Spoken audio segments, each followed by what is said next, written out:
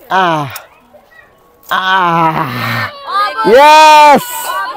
Yes. Nani lagi nak baca pada sektor? Emang kaitu benda. Asyik ni pada. Itu bicara. Halo catu putar kata. Tasty. Itu macam mana? এটা হচ্ছে দেশি বড়ই।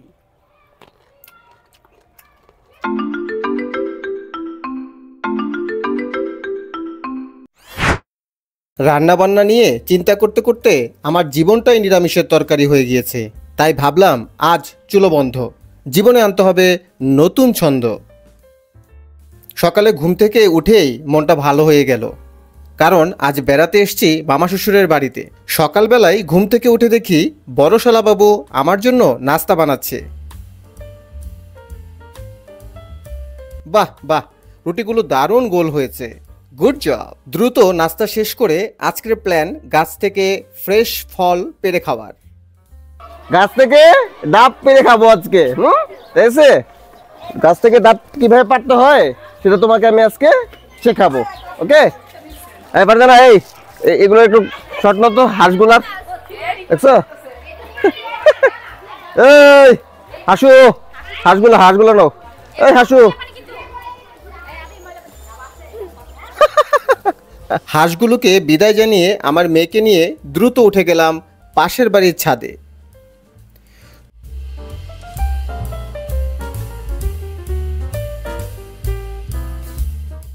এই হচ্ছে ডাব, কিন্তু ডাবের সাইজ খুবই ছোট।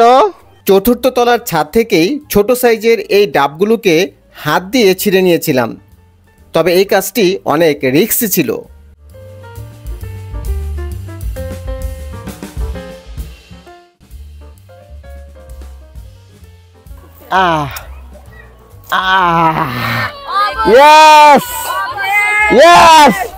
গাছে না উঠে কিভাবে ডাব পাড়তে হয় দেখেছেন? ছাদের থেকে ডাবের সাইজ খুবই ছোট, আমাদের সিন্নি কম ফকিন্নি বেশি।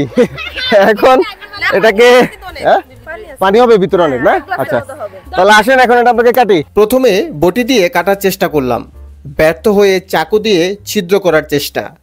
অবশেষে না না, পানি আছে ভালো। আসো, ক্লোজ শট নাও, একটা ক্লোজ শট নাও, ক্লোজ শট নাও, একটা ক্লোজ শট নাও। এই যে পানি দেখা যাচ্ছে, এই যে পানি। অনেক পানি, মাশাআল্লাহ। তবে যে যাই বলুক, ডাব খাবার আসল মজা কিন্তু এইভাবে। কি বলেন আপনারা? আপনারা কে কে আমার মতো এভাবে ডাব খেতে পছন্দ করেন? কমেন্ট করে জানান তো। আমায় দেখে আমার মেয়ে বলল, বাবা আমাকে একটু দাও খেতে।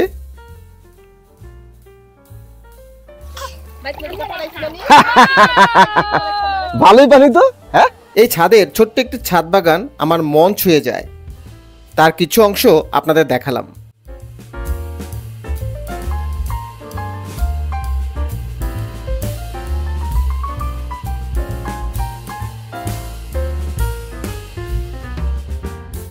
বহু বছর পর মাটির চুলো দেখে খুব ভালো লাগলো।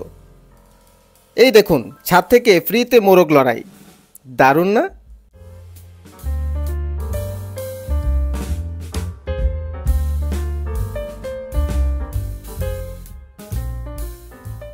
ডাব তো অনেক খাওয়া হলো, এবার চলে আসলাম বড়ই তলায়।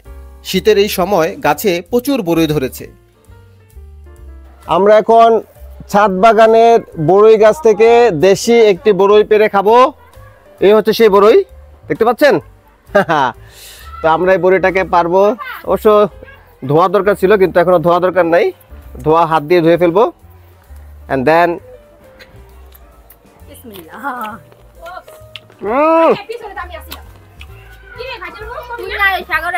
খুবই টেস্টি, খুবই সুস্বাদু দেশি বড়ই। এটা হচ্ছে দেশি বড়ই। গাছতলায় বসেই গপাগপ কয়েকটি পেটে চালান করে এবার বড় সাইজের কয়েকটি পেরেছিলাম।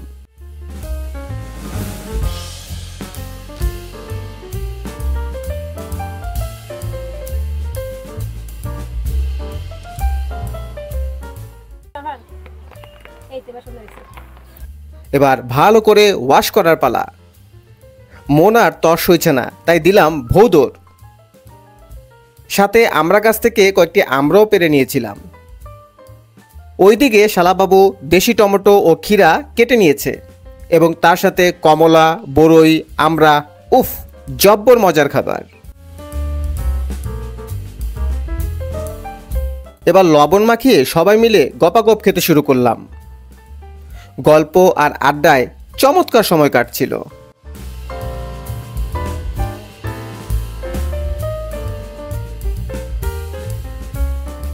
আসলে কর্মব্যস্ত জীবনের মাঝে একটু সময় করে এই রকম ছোট ছোট আনন্দ জীবনকে রঙিন করে এবং কাজের গতি বাড়ায়। যদি আপনারও মাঝে মাঝে এমন একঘেয়েমি লাগে তবে এই রকম করে একটু রিফ্রেশ হয়ে নেবেন, তাহলে দেখবেন জীবনের সময়ের ফ্লেভার আরও উপভোগ্য হবে। তো আজ বিদায় নিচ্ছি। ভিডিওটি ভালো লাগলে লাইক, কমেন্ট, শেয়ার করে দিবেন। দেখা হচ্ছে নতুন কিছু নিয়ে। ধন্যবাদ।